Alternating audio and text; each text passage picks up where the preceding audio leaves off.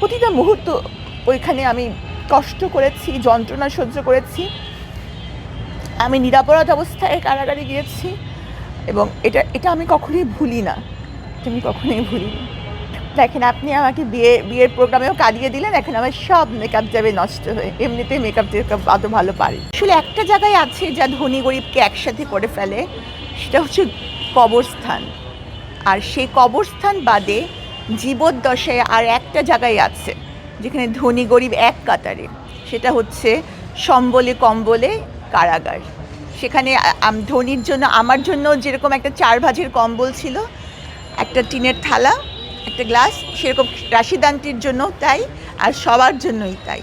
তো আমি সবার সাথে ওইখানে এক কাতারে হয়ে গেছি।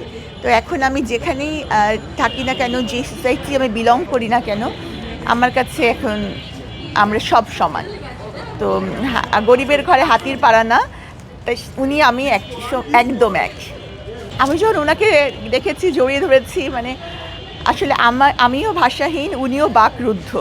আর আমরা যারা জেল খেটে এসেছি না, আমরা অত বেশি আবেগ হয়তো দেখাতে পারি না, আমাদের আবেগটা আমাদের অন্তরে আমরা ধারণ করি। তো ওনাকে আমি যখন চলে এসেছি ময়মনসিংহ থেকে, তখন উনি বলে যে আমি তো ঘুমাতে পারি না, সারাক্ষণ আমি সাবরিনাকে মনে করি, সারাক্ষণ আমার খাতে চোখে ভাসে মিষ্টি যে এসে ধান করছিল, মিষ্টি যে এসে রান্না করছিল। তো উনি পরে খুবই আমাকে মিস করছে, পরে আমি লোক পাঠিয়ে ওনাকে নিয়ে এসেছি। উনি 1 সপ্তাহ হয়তো থাকবে আমার বাসায়। তো এটা একটা অন্যরকম টান। আমি যতদিন বেঁচে থাকবো, আমার বন্দিনী পরিচয়ে বেঁচে থাকবো। আর হচ্ছে বন্দিনী আমি কিন্তু সবসময় বন্দিনীদের রিহ্যাবিলিটেশনে কাজ করছি। আজকে যার বিয়েতে আমি এসেছি, তার ভাইয়ের বিয়ে, সেও কিন্তু একজন বন্দিনী। হ্যাঁ, তো অনেকে বলে যে সাবরিনা তো বন্দিনী করে কেন? Because I can't forget those days, I can't forget. এখনও রাতের বেলা আমি জেগে উঠে বসে থাকি, মানে আমি সেই ট্রমা থেকে আজও বের হতে পারি নাই। তো আমি মনে করি যে ওরাই আমার সব। বন্দি নিয়ে কথা বলতে গেলেই আপনি অনেক সময় কান্না করে দেন, চোখে জল চলে আসে। হ্যাঁ, বন্দিনীদের বিষয়ে আমি এতটাই আবেগপ্রবণ হয়ে যাই যে আমি সেটা মানে সব সময়, যে কোনো পরিস্থিতিতে, যে কোনো অবস্থায় এটা আমার চোখে পানি নিয়ে আসে। কারণ আমি প্রতিটা মুহূর্ত ওইখানে আমি কষ্ট করেছি, যন্ত্রণা সহ্য করেছি। আমি নিরপরাধ অবস্থায় কারাগারে গিয়েছি এবং এটা আমি কখনোই ভুলি না। এটা আমি কখনোই ভুলি না। দেখেন, আপনি আমাকে বিয়ের প্রোগ্রামেও কাঁদিয়ে দিলেন, এখন আমার সব মেকআপ যাবে নষ্ট হয়ে। এমনিতেই মেকআপ অত ভালো পারি। আসলে ডাক্তার সাবরিনার বন্দিনী নিয়ে কথা বললেই সাবরিনা কেঁদে দেয়। আমরা এর আগে অনেক ভিডিওতে দেখেছি। আসলে সাবরিনা আপা, এই যে যখন আপনি ময়মনসিংহ গিয়েছেন, তার আপ্যায়নে আপনি কীরকম সন্তুষ্ট? আসলে আমি একটা কথা বলতেই চাই, যে সেটা হচ্ছে যে আমার যারা রিলেটিভ আছেন, তারা সবাই সমাজের বিত্তশালী শ্রেণী, ধনী। হ্যাঁ, এটা আমি গর্ব করার জন্য বলছি না। মানে আমার জন্মের উপর তো আমার হাত নেই, কিন্তু আমার সকল আত্মীয় স্বজন খুব বিত্তশালী। কিন্তু যখন আমি তাদের বাসায় যাই, আমি দেখি না তাদের মধ্যে সেরকম কোনো আন্তরিকতা। সত্যি কথা, মানে হয়তো আমার আত্মীয়রা দেখলে আমার উপর মাইন্ডও করতে পারে, সে আন্তরিকতা আমি পাই না, যেটা আমি রাশিদ আন্টির বাসায় গিয়ে পেয়েছি। ওনারা গ্রামের মানুষ, অত মানে বিত্তশালী না, নিজেদের অত ধানি জমিও নাই, তারপরেও যে এত পদ আয়োজন করেছেন তাদের মানে এটা আমি বলে বোঝাতে পারবো না। সুতরাং আমি মনে করি যে তারাই আমার আত্মার আত্মীয়, রক্তের সম্পর্কের আত্মীয় চেয়েও তারা আমার কাছে অনেক বড়, এবং ওদের কাছেও আমি বড়। এই রাশিদা আন্টির উদ্দেশ্যে যদি এই ভিডিওতে কিছু বলেন শেষ করতে।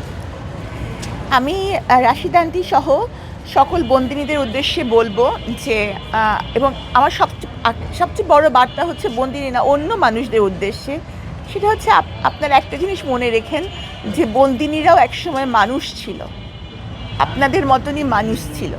এবং তারা যখন এখন আদালতের নির্দেশে বের হয়ে এসছে, প্লিজ তাদেরকে সমাজে গ্রহণ করেন। তাদেরকে উপহাস, চোখে আঙ্গুল দিয়ে দেখানো যে তুমি না এটা করছিলা। যারা বন্দিনী ছিল তারা সবাই কষ্ট করে সাজা খেটে, জেলখানা কেউ থাকে না, সবাই জেল খাটে, সবাই খেটেই বের হয়েছে। দয়া করে তাদেরকে মানুষ হিসাবে তাদের মর্যাদাটুকু দিন, আমি এটাই বলতে চাই। এই ব্যাখ্যাটা জানতে চেয়েছিলেন। আমি হচ্ছে যে উনি এই ব্যাপারে কখনো কিছু বলেন না, তা আমি ধারাবাহিকভাবে ওনার ঘটনা লিখছি। অবশ্যই অবশ্যই বুঝতে হবে যে যারা এ ধরনের কাজ করেন তাদের মধ্যে টেম্পোরারি একটা ইনস্যানিটি ডেভেলপ করে। এটা হোমিসাইড হোক বা সুইসাইড হোক, যখনই মানুষ এটা করে তার মধ্যে একটা ইনস্যানিটি মানে তাৎক্ষণিক একটা পাগলামো ভর করে। এবং আমার খানিকটা হলেও মনে হয় উনি ওয়ান সর্ট অফ সিজোফ্রেনিয়াতে ভুগতেন, যার কারণে এটা হয়েছে। এবং আমি বলবো যে কারাগার কিন্তু একটা সংশোধনাগার, এবং তো উনি সংশোধিত হয়েছেন, আমি এটা মনে করি, এবং সাজা খেটেই বের হয়েছেন।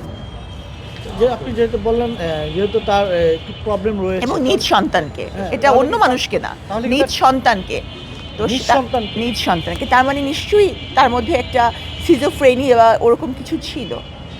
এখন কি তার ট্রিটমেন্টের প্রয়োজন আছে না এখন পুরো এখন সুস্থ? না, আমার মনে হয়, আমি তো ওনাকে যেহেতু দেখেছি, যে নিজ 4 সন্তানের সাথে এরকম ঘটনা ঘটার পরে পরবর্তীতে ওনার সাথে আমার দেখা হয়েছে তখন অলরেডি ওনার কিন্তু 26 বছর সাজা খাটা শেষ, এই সময় ওনার সাথে আমার দেখা হয়েছে।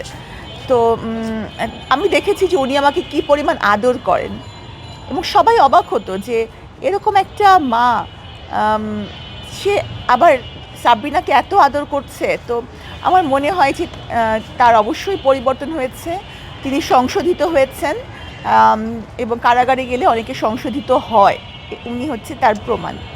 ওকে।